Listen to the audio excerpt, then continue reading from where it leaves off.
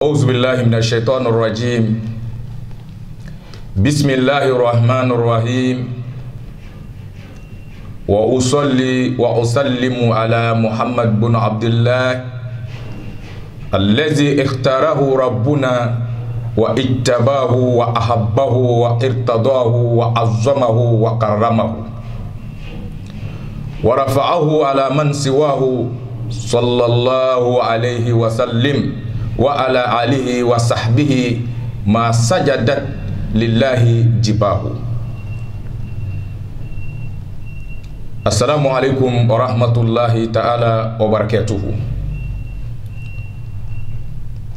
تنغني سيتي الله تعالى في أكام بلا جليكي شيكابو شيطان كنغو دنغتو أرجيم تورما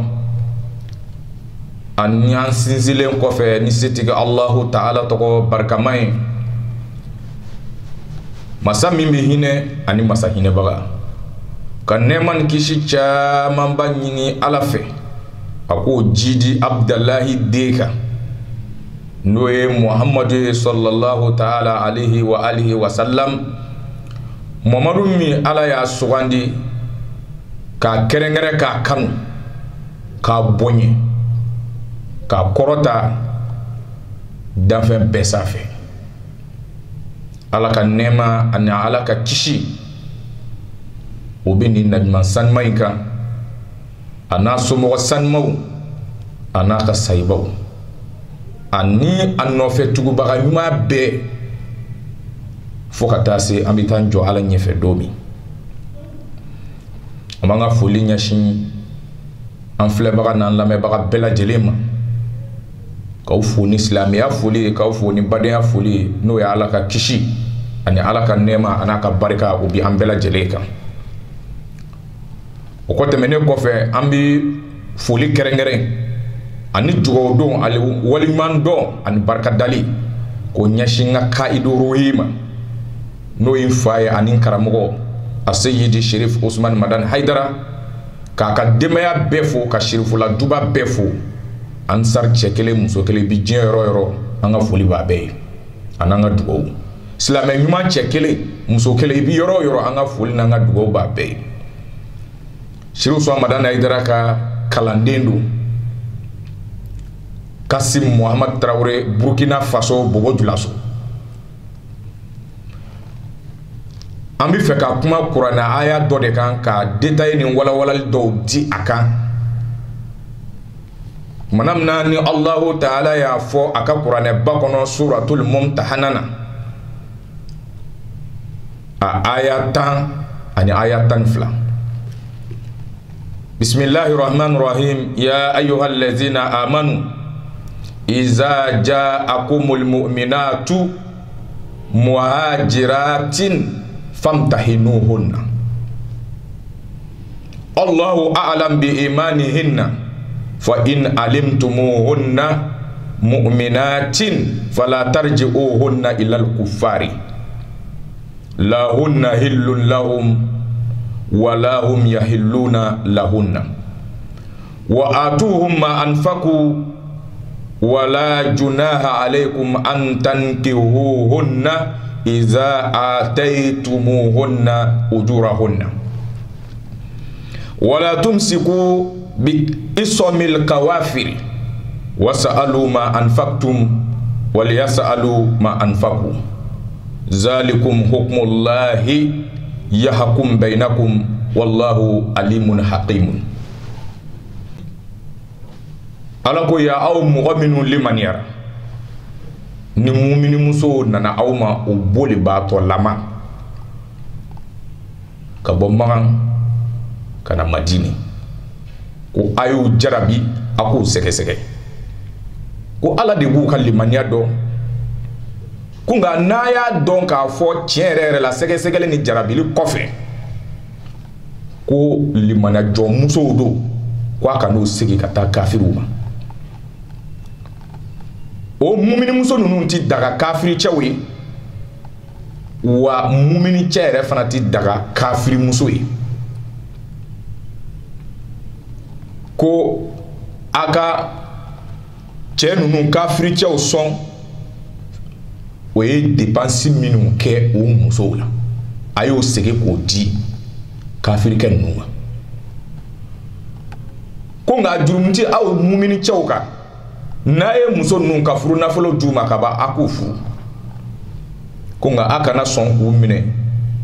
ni kafiriya juru ye ko aw mumini cɛw ka ɲinini kɛ a ka silamɛ ɲɛmɔgɔ fɛ a ye dépense min kɛ aw musow la ni o muso ninnu bolila ka taa kafiriw fɛ wa kafirikɛ wɛrɛ fana bɛ ɲinini kɛ o ye aw fɛ o ye dépense minnu fana kɛ o musow la ni muso ninnu banna ka to kafiriya la n'u nana aw fɛ Madinɛ a ko nin ye Ala ka kiti ye a bɛ kiti aw ni ɲɔgɔn cɛ an ni kafiri ninnu ni ɲɔgɔn cɛ ko wa Ala ye dɔnni masa ye kiti ɲuman tigi don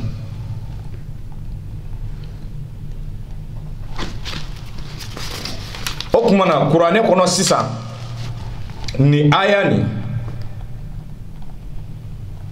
an badenw caman y'a faamu mɔgɔ dɔw y'a faamu ko ni aya ni ko a jiginna sulhul hudaybiya kɔfɛ alakira nɛma ni kisi b'a ma a n'a somɔgɔw dilali min kɛra ani maga kafiru ni ɲɔgɔn cɛ ka bɛnkan dɔw ta k'o kɔfɛ de ko ni aya in nana o la olu ye aya in faamu cogo min na sisan o kumana bay alayidu wɔɔrɔ min ni kuranɛ ko ka muso ninnu sɛgɛsɛgɛ o kumana sɛgɛsɛgɛli kɛra mun kan kuranɛ nana ni o ye ɲɛfɛ ko ya ayyuhan nabiyyu iza ja'aka almu'minatu yubayi'naka ala an la yushrikna billahi shay'an wala yasrikna wala yaznina wala yaqtuluna awladahunna wala ya'tina bi buhtanin yaftarinahu bayna aydihinna wa arjulihinna wala ya'sinaka fi ma'rufin fabayi'hunna wastaghfir lahunna allaha inna allaha ghafurun rahim. O ala ko ni mumini muso bolibaatɔ lama nana aw mɔgɔw fɛ aw minnu limaniyara ko a y'u sɛgɛsɛgɛ a k'u jarabi bon o kumana sɛgɛsɛgɛli ni jarabi a kɛra nin layidu wɔɔrɔ in de kan n'u nana k'u bɛ baya kɛ k'u ti fila fara ala kan u ti suyɛni kɛ u ti jɛnɛya kɛ u t'u den faga u ti namara dogoni kɛ u sen kɔrɔ u t'a k'u bolo kɔrɔ ni Muhamadu y'u bilara baara ɲuman fɛn o fɛn na u b'a kɛ ko i ka baya d'u ma Muhamadu baya d'u ma i ka ne ala yafa deli muso ninnu ye wa ne ala ye yafa masa ye hinɛ masa don o kumana an baden dɔw y'a faamu k'a fɔ o sɛgɛsɛgɛli min n'a kɛra ko a kɛra sulhul hudaybiya de kɔfɛ ko muso minnu bolibaatɔ laman nana yen ko o limaniya jɔn laman de bɔra Maganga na ko dɔ baya min n'u y'a kɛ ko silamɛya kɔnɔna fɛn don ko nka silamɛya doman tɛ ko sabula muso ninnu limaniya jɔnlaman de bolila ka na ko kuranɛ ko ya ayyuha ladina amanu iza ja'akumul mu'minatu ko ni mu'mini muso muhajiratu bolibaatɔ laman nana a yɔrɔ la ko a y'u sɛgɛsɛgɛ donc ko la ko baya ko silamɛya doman tɛ ko sabula muso ninnu limaniya jɔnlaman de nana ko o limaniya jɔnlaman de nana k'o sɔrɔla ka na baya kɛ o la olu y'a faamu ten mais an bɛ fɛ ka min fɔ an lamɛnbaga bɛɛ lajɛlen ye tiɲɛ don comme tafsiriw n'i ye tafsiriw bɛɛ filɛ ni tafsiri caman filɛ i bi nin kuma ninnu sɔrɔ yen mais minnu b'a fɔ olu bi kuma dɔw de ta k'a fɔ ka dɔw to yen n'o tɛ n'i ye kuran tafsiriw filɛ tafsiriw camanba b'a f'i ye ko cɛw de tun b'a kɛ ko musow ta sɔrɔla ka na gɛlɛya mais an ka kuma bɛ min yɛrɛ kan olu base yɔrɔ ye k'a fɔ ko muso ninnu limaniya jɔnlaman de bolila ka n'a kɛ an ka kuma bɛ o de kan o ka kitabu lajɛ kitabu min n'a bi wele ko bay'atu nisa'i fil qur'ani wasira. Kitabu in taalifu ye Dr. Ahmad Khalil Juma o ka a filɛ a sɔfaha 109. a fasulu rabiu as-sahabiyatu fil bay'ati al-mukhtalifa. a ko sahaba muso o ye bay'a minnu kɛ bay'a ninnu bay'a kelen tɛ min kɛra. kitabutigi yɛrɛ ko a kitabu in page 109 kɔnɔ a ko ahabbtu fi hadha al-fasli an anwiha ila anna nisa as-sahaba radiyallahu anhunna kad bay'ana an-nabiyya sallallahu alayhi wa sallama fi adadin minal munasabati. ako ale ya kanuni bonda ina no e bonda nani na ya ka kitabu kono ale ya ngania ka yira mɔgɔw la ka mɔgɔw labɔ a kalama mɔgɔw ka dɔn ko sahaba muso nunu ala ka jɛn bɛ u ma ko o ye bayiya kɛ nabi ɲuman Muhamadu bolo yɔrɔ damadɔw la yɔrɔ kelen tɛ. comme olu ye ni aya in ngala no ye mumtahina aya tana ye k'a fɔ ni muso nin bolibaatɔ laman nana parce que olu ka base ye ko muso ninnu tun lemaniyara maga ko bolibaatɔ laman de nana Madinɛ. muso ninnu ka bayakɛyɔrɔ ka ca. kitabutigi ko wakad yansarifu zihnu ba'di nasi ila anna nabiyya sallallahu alaihi wasallam kad baya an-nisa akba fathu Makkah. ko abi mɔgɔ caman ka miiri la ani mɔgɔ caman hakili la k'a fɔ ko musow ka bay'a kɛra magandayɛlɛ kɔfɛ de. wala hakika fi hazihi bay'atun mashhura laha siyitun wasi'un fil masadir al mutanawwi'a ala iktilafi masharibiha. a ko tiɲɛ yɛrɛ ye min ye o bay'a kɛra fatu Makata kɔfɛ nka o bay'a yi o kɔni kɛra bay'a populaire ye bɛɛ bɔra a kalama wa a yɛrɛ kɛra silamɛya kitabu babaw caman kɔnɔ ni bɛɛ b'a kalan wa a bay'aw yɛrɛ dɔw fana kɛra a ma kɛ fɛn kelenw kan. bon o kuma na sisan a ko wa man yatattabi bay'ati nisa'i fil ahadi nabawi yajid anna al mubaya an nisawiyya lin nabi sallallahu alaihi wasallam kad bada'at mubkiratan fi sanawati al ula lil ba'sa. ako ni mɔgɔ min tura muso ka baya kɛyɔrɔw nɔfɛ depuis nabi ɲuman Muhamadu ka waati la k'i bɛ muso ka baya ye muso ye baya min kɛ kira ye ko a daminɛna depuis kiraya san fɔlɔ ko depuis fi sanawati ula lil bisa kira yɛrɛ kira san fɔlɔ min na ko musow ka baya daminɛna. bon o kumana ni mɔgɔ minnu ka hakilila ye dɔrɔn k'a fɔ ko sululudebiya kɔfɛ de ko o bolibaatɔ laman nana ka na baya in kɛ wa kitabu kelen de ye k'a f'i ye ko depuis kiraya san fɔlɔ musow ye baya kɛ. iz akbalatil muslimatu yubayi'na nabiyya alal islami ko silamɛ muso minnu y'u yɛrɛ di Ala ma ko u nana ka na baya kɛ nabi ɲuman bolo alal islami silamɛya kan ko depuis kira ka kiraya san fɔlɔ baya kɛra. ni ye kitabu in lajɛ tuguni ako izan hunaka sabu nisa'i bay'ana an-nabi sallallahu alaihi wasallam bi Makkah munzu an tanaffasa subuhul islam wa tabassama fajrahu. ako depuis muso 7 yɛrɛ be minnu ye baya kɛ nabi ɲuman Muhamadu bolo maga k'a sɔrɔ silamɛya sɔgɔmada kɛnɛ ma ci wa fajiri kɛnɛ yɛrɛ ma ci fɔlɔ. ako wa iza ma rajana ila al-masadir al-qadima wajadna asma'a kasiratin min al-mubayyi'ati fi makkata qabla hijra. ako na islameya ka masadiru kono kɔrɔlenw lajɛ ko an b'a sɔrɔ muso caman bɛ minnu ye baya kɛ maga ka kɔn hijira ye wa nulahizu aidan anna haula'i almubayi'at aslamna bi Makkah wa uqriyatun aslamna qabla dukhuli an-nabi darul arkam bunul arkam ko wa muso wɛrɛw bɛ yen minnu kɛra silamɛ ye ka sɔrɔ ala kira yɛrɛ ma don arkam bunul arkam kaso donc n badenw an fɛ k'a fɔ an badenw ɲɛna baya wɛrɛw fana kɛra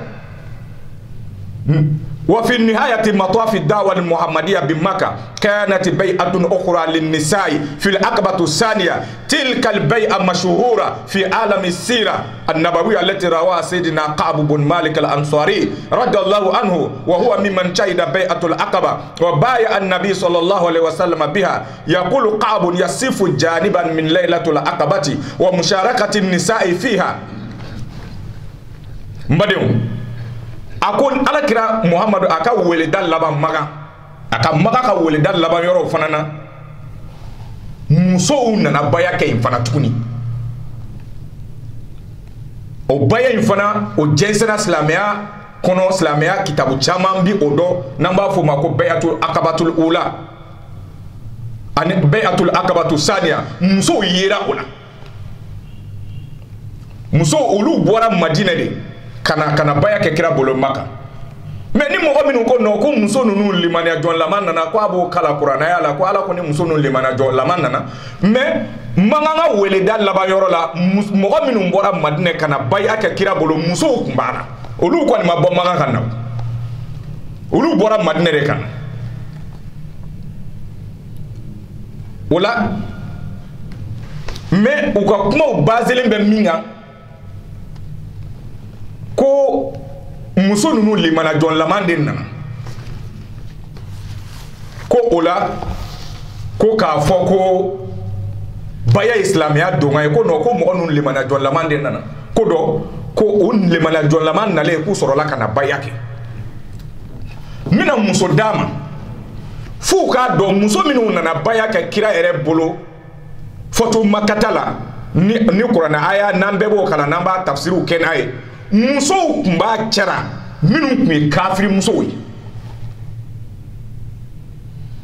an minnu musow de di kafiri muso tun b'a la a tile kelen ma deli ka limaniya o tun bɛ muso ninnu na o ka kitabu lajɛ o kitabu kelen Bay'atu Nisa ye n y'o kitabu min fɔ k'a filɛ a papier den 237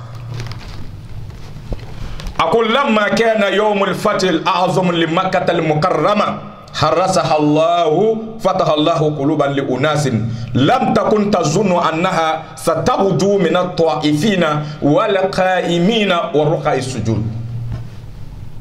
أقول دو من المغندائل parce que b'a fɔ ko magandayɛlɛ dɔ bɛ yen ko ka kɔn magandayɛlɛ ɲɛ k'o bɛ yen ko magandayɛlɛ dugusɛgɛ filanan o bi musow ka bayakɛyɔrɔ fɔ k'o kɛra magandayɛlɛ dusukɛjɛ filanan ni dugujɛ filanan k'o kɛra o de la mais ni musow d'i ma sisan minnu y'a kɛ depuis kiraya san fɔlɔ n y'o sɔfɔ aw d'i ma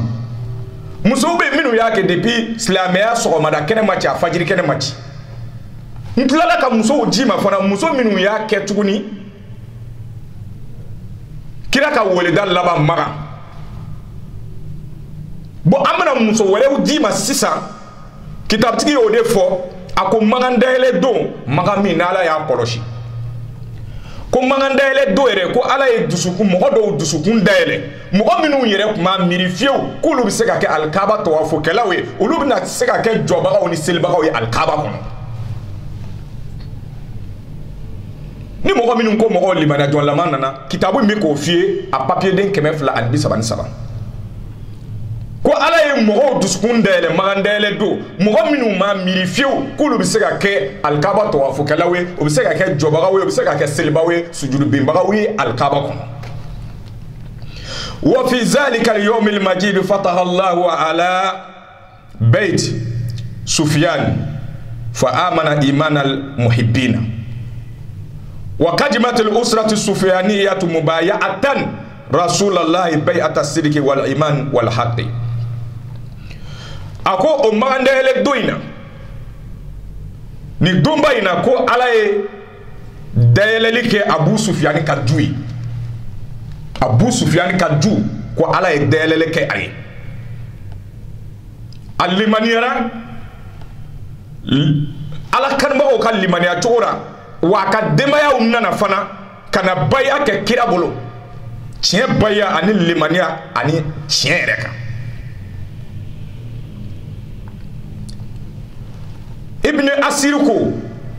Ummul Hakam bintu Abi Sufyan al-Qurshiya al-Umawiya uktu ummu Habibata li abiha wa uktu ummu Awiya li ummihi wa abihi aslamat yawm al-Fath. Ibn Asir ya lakala ko Ummul Hakam no ye Abu Sufyan yɛrɛ denmuso ye Qurayshi do Umawiya do Ummu Habiba balimamuso do ano bi fakeli Muawiya ta balimamuso do bakeli fakeli ko o muso yi Ummul Hakam ni ko o nana ke silamɛ magandayɛlɛ dodi ni ye wa fi tarikihi kala Ibn Asakir ni ye tariku Ibn Asakir lajɛ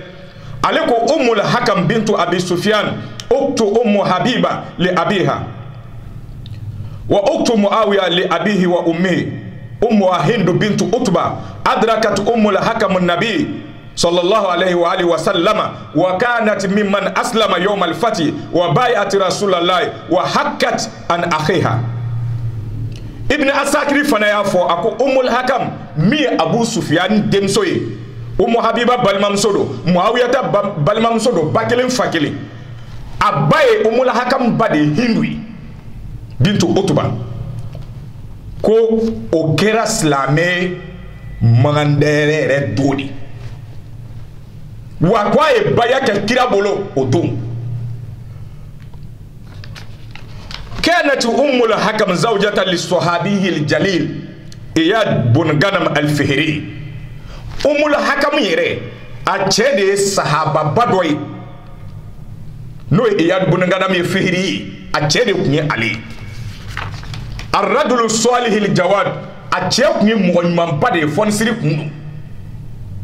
aslama qabla al-Hudaybiya abi aya min ngalana k'a fɔ muso ninnu nana baya kɛ Hudaybiya kɔfɛ ko nka ni sahaba cɛ in yɛrɛ kɛra silamɛ ka kɔn Hudaybiya ɲɛ walakin zawjata Ummul Hakam lam yadkhul al-iman kalbaha waqta zaka ayi nin lamɛn sisan a ko nka sahaba kɛ in muso n'o ye Ummul Hakam ye ko limaniya tun ma don muso in dusukun na o waati in na a lamɛn dɛ ko limaniya tun ma don a dusukun na o waati in na kumana min na a cɛ kɛra silamɛ ka kɔn Hudaybiya ni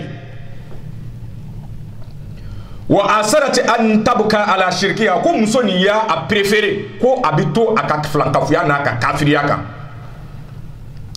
iz inna abaha zaimu Quraysh wa sayyidun min sadatiha wa la yazalu ala din al-abai wal ajdad ko nga sabula muso in fa ko kun ye magan Qurayshu ɲɛmɔgɔ ba kun do kuntigi ba kun do nga a fakɛ fana bi fakɔrɔ ni mɔkɛ kɔrɔ ka dinɛ kan n'o ye bolisɔn ye ko muso in y'a préféré ka to a fa kɔ walakin al-haqqa anzala bil haqqi ako nga tiɲɛ jigira ni tiɲɛ ye la tumsiku bi sabil kawafir suratul mumtahina aya 10 ala ko silamɛcɛw ma a kana musow mara ni kafiriya juru ye i muso ye kafiri ye ka bɔ ka galon tigɛ kɛnɛ kan k'a fɔ tiɲɛ yɛrɛ la ko mumini don ala ko silamɛcɛw ma a ka muminicɛw ma a kana sɔn o ma o kɔrɔ ye kuranɛ y'a haramu muso o muso ni muso ma sɔn ka kɛ silamɛ ye i k'a labila a ko tumana min na n'o aya in nana digi mumtahina aya in kɔnɔ n'i y'a kala aw ye sisan wa kana al-khitab al-ilahi muwajjahan ila sayyidina Iyad wa man hum fi hukmihi bon o kumana o ala ka kumakan in digile Iyadu n'o ye sahabakɛ in ye n'o ye Ummul Hakam cɛ ye a n'a ɲɔgɔnna wɛrɛ minnu bɛ yen n'olu musow ma sɔn ka don diinɛ na silamɛya la fastajaba ila al-amri ilahi o ye ala ka weleda jaabi k'a fɔ muso cɛ o cɛ ni muso ma kɛ silamɛ i kana mara o ye Ala ka weleda jaabi wa sarraha ummal hakam bi ihsani li annaha abat an tuslim yawma izin ako aye ummul hakam furusa ko sabula a ma sɔn ka kɛ silamɛ o don in na wa zallati ala diniha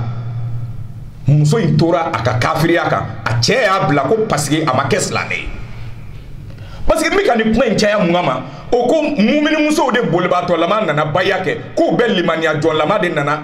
ko dɔw ko o la ko baya tɛ se ka kɛ silamɛya donkan ye o de la an bɛ fɛ ka muso d'u ma muso minnu tun bɛ muso ninnu cɛla n'o kafirilama nana kɛ a ko walam takun ummul hakam wahdaha allati bakat ala diniha a ko mais ummul hakam o muso in yɛrɛ ko o kelen kuma to kafiriya dinɛ na dɛ wa farakaha zawjaha wala o fana zawjuha o fana cɛ kelen kuma furusa bal hunaka bid'u niswa zakarahunna ibnu abbas radiyallahu anhu Abdullah ibn Abbas yɛrɛ ye muso 5 jati minnu ma sɔn ka kɛ silamɛ n'u cɛw y'u bila n'u cɛw hijirala ka taa Madinɛ k'u muso ninnu kafiri muso ninnu to manga a ko kamsu niswatin min nisa'il muhajirina raja'ana anil islami wallahi kana bil mushrikina a ko muso 5 bɛ yen muhajirina cɛ minnu bolila ka na Madinɛ ko muso 5 bɛ yen o cɛ ninnu musow la minnu segira ka bɔ silamɛya la o ma sɔn ka kɛ silamɛw ye wa o tora o ka bolisɔn na a y'o muso ninnu jati a ko ummul hakam b'a la komi n y'o f'i ye sa o tun bɛ Iyadu bun Ganam bun Shaddad al-Fihri kun Fatimatu bintu Umayya uktu Ummu Salma o b'a la o tun ye Seydina Umaru muso de ye Umaru y'a bila ka taa Madinɛ wa Abdatu bintu Abdul Uzza bun Fadla o fana b'a la o tun ye Husham bun al-Asi muso ye ani Ummu Kulsum bintu Jarul bun Malik al-Khazaiya o fana tun bɛ Seydina Umaru muso de ye ani Hindu bintu Abi Jahal o tun bɛ Husham bun al-Asi fana kunna bon Zamkhashari ye muso 6nan fara kan ale ko Barwa'u bintu Uqbata ko tun ye Shamasu bun Usman muso ye ko mais an ye ni muso minnu bɛɛ f'i ye sisan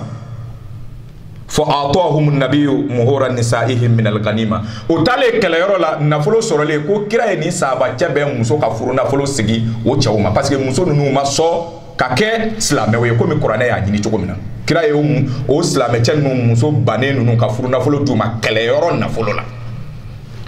i janto kuma in na wa fi yawmil fatih ja'at ummul hakam ma'a wafdil mubayi'ati a ko magandɛɛlɛ don ni ummul hakam min f'i ye ni sahabakɛ in ye a bila n'o ye Iyadu bun Ganam bun Shaddad al-Fihri ye ko o ummul hakam nana magandɛɛlɛ don parce que comme Kuran tafsiru b'a fɔ ko magandɛɛlɛ dusɛgɛ 2nan de musow nana ka na baya kɛ o la dɔw ko non ko magandɛɛlɛ do yɛrɛ bɛ yen a dusɛgɛ 2nan bɛ yen ko bon ko ka kɔn magandɛɛlɛ ɲɛ ko fana bɛ yen mais n y'olu bɛɛ f'i ye sa n y'o bayakɛyɔrɔ bɛɛ f'i ye donc mais ni muso in nana de magandɛɛlɛ do n ka kuma in yɛrɛ bɛ nin de kan u k'a dɔn muso minnu nana baya kɛ Alakira bolo magandɛɛlɛ do ko a bɛɛ tɛ mumini musow ye kafiri musow tun b'a la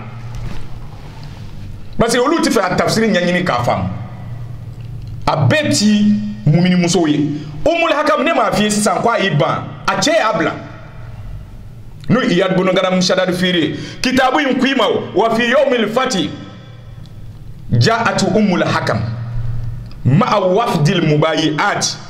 muso jabakulu minnu nana k'u bɛna baya kɛ Alakira bolo magandɛɛlɛ don nin ti magandɛɛlɛ dusɛgɛ 2nan ye dɛ magandɛɛlɛ don o muso in nana min ɲininkali kɛ sa o muminilama de nana wa o muminilama man na